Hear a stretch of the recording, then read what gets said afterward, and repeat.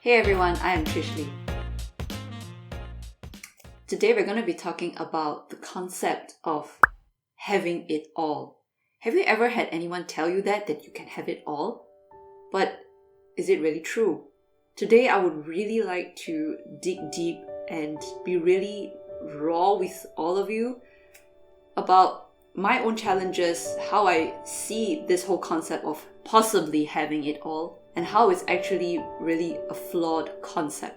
Here's the thing. Recently, I've been hit with a really big realization, more like a big slap on my head, that no, I can't have it all.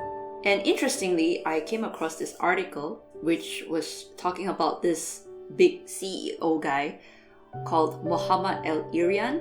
Back in 2014, he left his trillion over dollar investment fund company, I believe.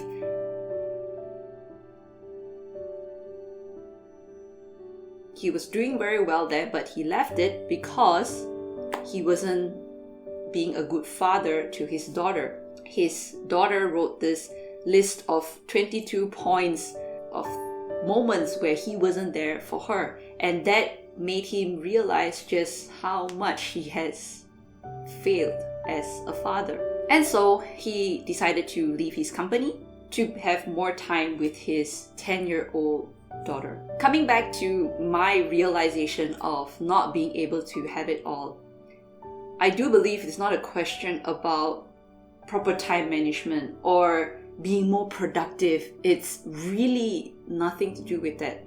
It's all about me being a high achiever. I have always been like that. I have so many dreams, so many aspirations that I want to achieve and I want to excel in. There is a part of me that would like to excel in all of them simultaneously, but in reality, I am just a human being with 24 hours in a day, with limitations, which I have to accept whether I like it or not. Recently, I've been putting a lot of extra pressure on myself. I have a lot of targets and goals that I want to achieve for my businesses. I want to write another book. I am trying to manage my time between handling all my clients. And all this while trying to still be a loving wife and mother. Oh, and then must kiss Papa? Kiss Papa? Oh. In my dreams, it is such a beautiful vision of life is great, I can manage it all. But in reality, it just isn't like that. To say that every part of my life is in order is really a load of unrealistic lies that I say to myself. I've noticed that when I invest more time and energy into my businesses, for example, my marriage suffers and my daughter will start to be more wild or retaliate more and not really listen to me. And she will do lots of crazy things like scream, cry, or be cheeky just to get more of my attention. To give you some background about my life, I wasn't born with a silver spoon in my mouth. My parents, both of them, worked really, really hard to ensure that my brother and we had enough money to go to school, we had enough money to put food on the table every day, that we had the basic necessity things that we needed in our daily lives. And they were really working really hard day in, day out so that we didn't feel any lack in our life. For all that they have done for me, Mom and Dad, if you're watching this, I want you to know that I am and forever will be truly grateful to you for all that you've done for me and my brother. Here's the thing though, by them trying to work hard to give us a comfortable life, it came at a cost, a very high opportunity cost in fact, which is they didn't have enough time to spend with their daughter, which is me. During my teenage years, I remember that I wasn't very happy with my father because I was thinking he was never around. He didn't know who my friends were. He didn't know what kind of food I liked, what kind of color I liked, or what my hobbies were. Nothing. He basically knew almost nothing about me. Of course, back then I didn't understand the whole concept of opportunity cost, or that my father was working hard to make ends meet.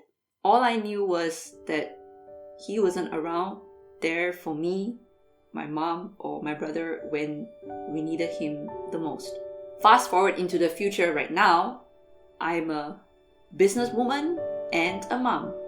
I find myself in a somewhat deja vu kind of moment, except that the roles are switched. I am now that parent. If any of you who's watching this right now has ever worked with a life coach or a career coach before, chances are you might be familiar with the concept of the wheel of life. What the wheel of life is, it basically shows you in a very quick view the important aspects of your life. It consists of your health, your physical environment such as possessions, finances, career, romance, personal growth, family and friends, and fun and recreation. The way you would use the wheel of life is to rate yourself in each aspect of your life. How well are you doing? So chances are maybe you have really good health and maybe your career is not really good, or maybe your business is doing really well, but perhaps your time or your relationship with your family is really suffering. Here comes the really hard truth that is really hard to swallow, especially for high achievers like myself. Anytime that you excel in any one area of this chart, another part will highly likely be sacrificed. Like I said earlier, when I'm trying to manage my business more and make sure that my career is going well, my marriage suffers, time for personal growth suffers, and trying to be a parent, a good parent that I want to be, feels really, really hard to achieve. Oh, Abigail, can make it alone? Yeah. Papa alone. Papa alone. Aber holding properly, mein Schatz, ne? Komm sehr fast, Papa, in die Kamera. Hence, the aim is, therefore, what I always tell to my clients is, do not expect to have top scores in all aspects of your life, because that is really not realistic. The aim is more to find a somewhat leveled balance between all these 8 aspects of your life so that you don't feel unfulfilled or unsatisfied. Which brings me to a really bitter question which I ask myself sometimes. Why can't I have it all? Here's a moment of truth. Yes, I have moments where I'm really sour with myself. I think that I'm not doing enough. I believe that I should push myself more. And perhaps I should be smarter about my plans, etc., etc. At the end of these bitter moments, I will normally then again slap myself on the head and knock some sense into myself, because the reality is, I tell myself, Trish, god damn it. The reality is, you don't have parents or grandparents around to help you with your child or to give you a bit of me time. It is only really a responsibility shared between you and your husband. So why are you putting so much of stress and expectation on yourself? Those are some of the thoughts that run through my head.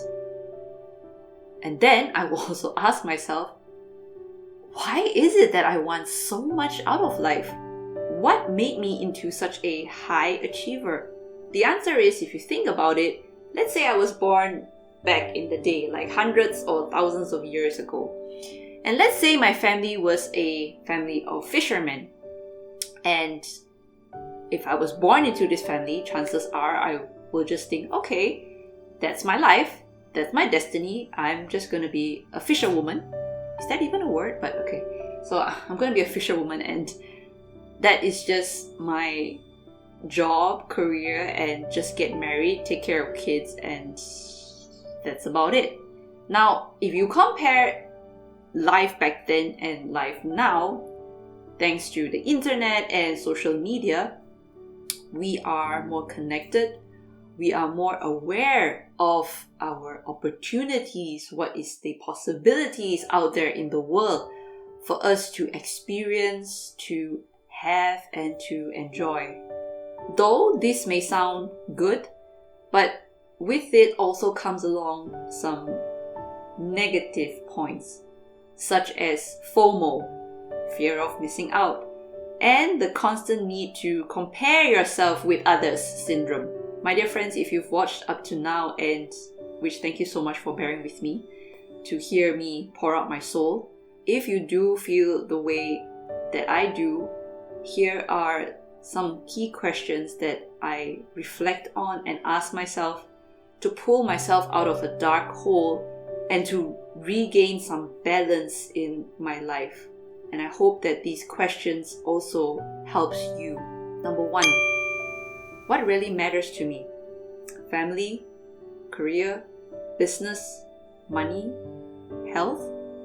Number 2, realistically speaking, based on my current circumstances and the resources that I have, what am I able to achieve so that all areas of my life has some sort of balance? To be more precise, to at least have an acceptable level of satisfaction in all aspects of my life.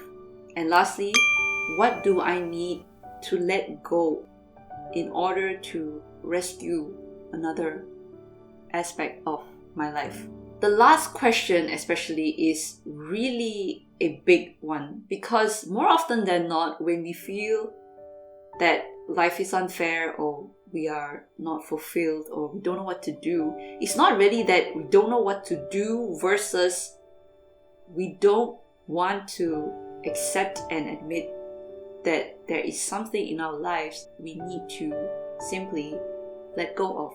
It is a matter of the unwillingness to let go of people or things which may not be serving us positively.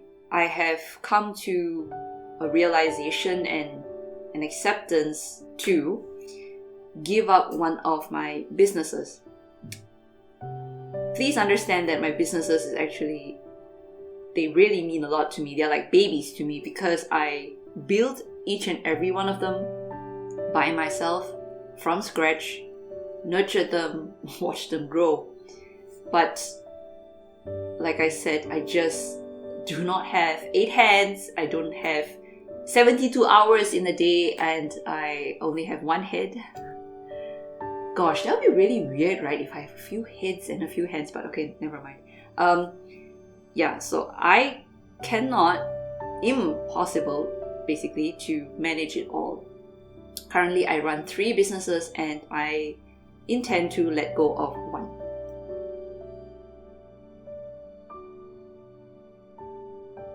Like I said, it is really painful, but it is necessary if I want to try and rescue my marriage and I want to have a bit more time to be an attentive and present mother. My baby on the treetop, when the wind blows, the cradle will rock. When the bow breaks, the cradle will fall. Now will come, baby, bow, cradle, and all.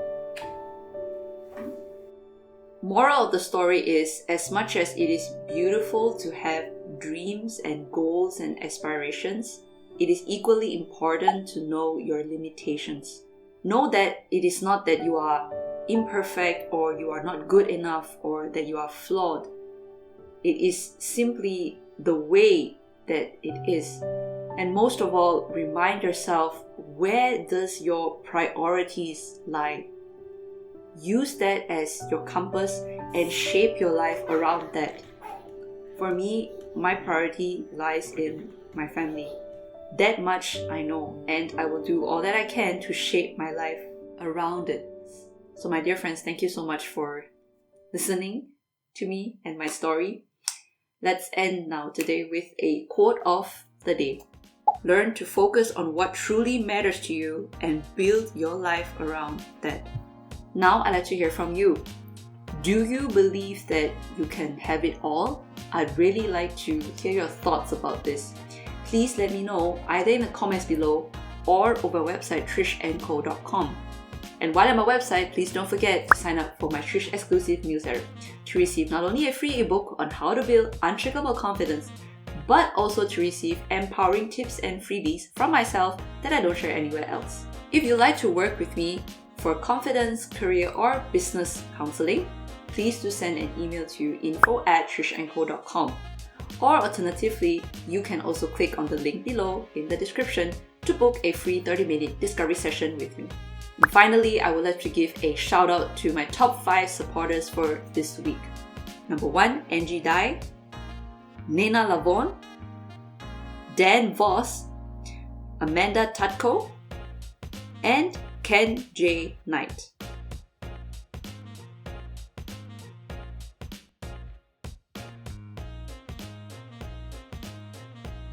Ladies and gentlemen, I hope you found this episode insightful. If yes, please do give me a thumbs up, subscribe, and share this video with your friends and family. Thank you so much, so much for tuning in, and I do hope to catch you next time on Thrive with Trish.